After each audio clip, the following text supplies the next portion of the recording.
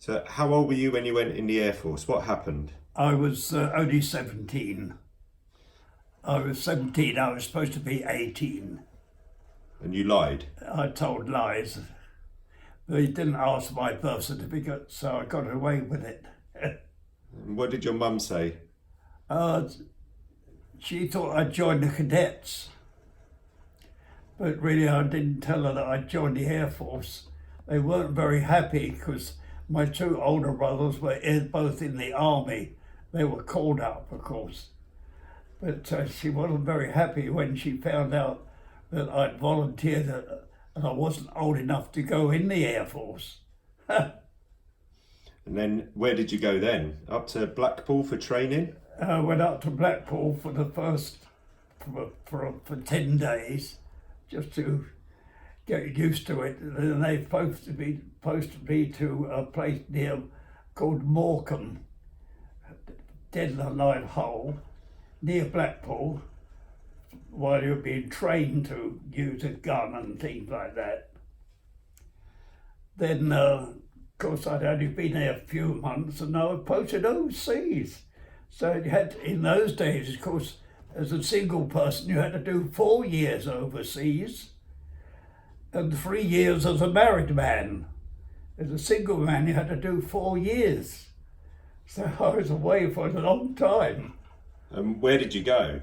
Oh, I started in Cairo, went all the way up the desert, right to the North Africa, then across to Africa to Italy to Sardinia, then Sardinia and went home, which took another 3 years.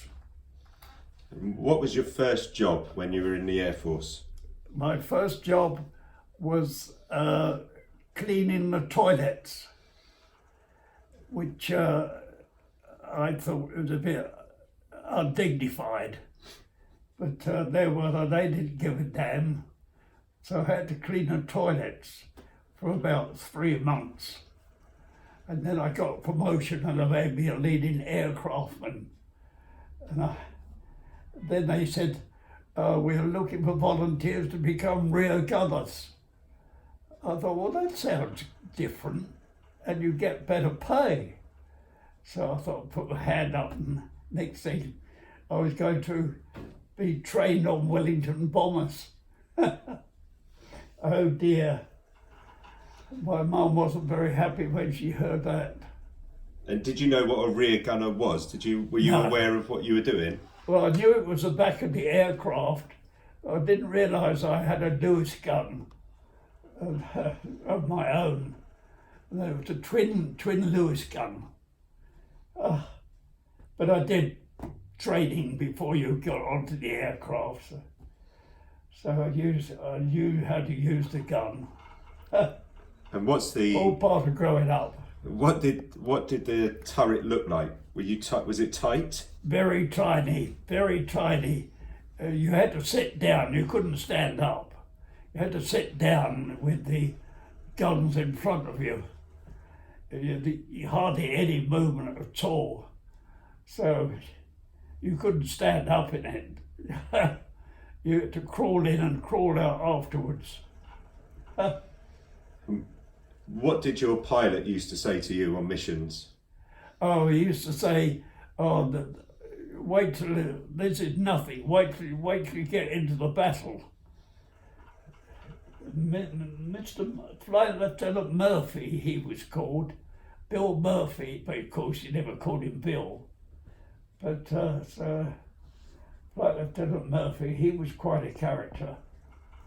Bit older. Everybody was older than me. Yeah. And was it a good camaraderie as well, good fun? Oh yeah, we were close buddies, really close buddies. Oh yeah. It was sometimes when the operation came back, you'd go into the sergeant's mess afterwards and there'd be tables missing. Oh, what happened so-and-so? Oh, he didn't make it. Oh dear. That was a bit heart-rending. Oh dear. Yeah, tears in your eyes, it was awful.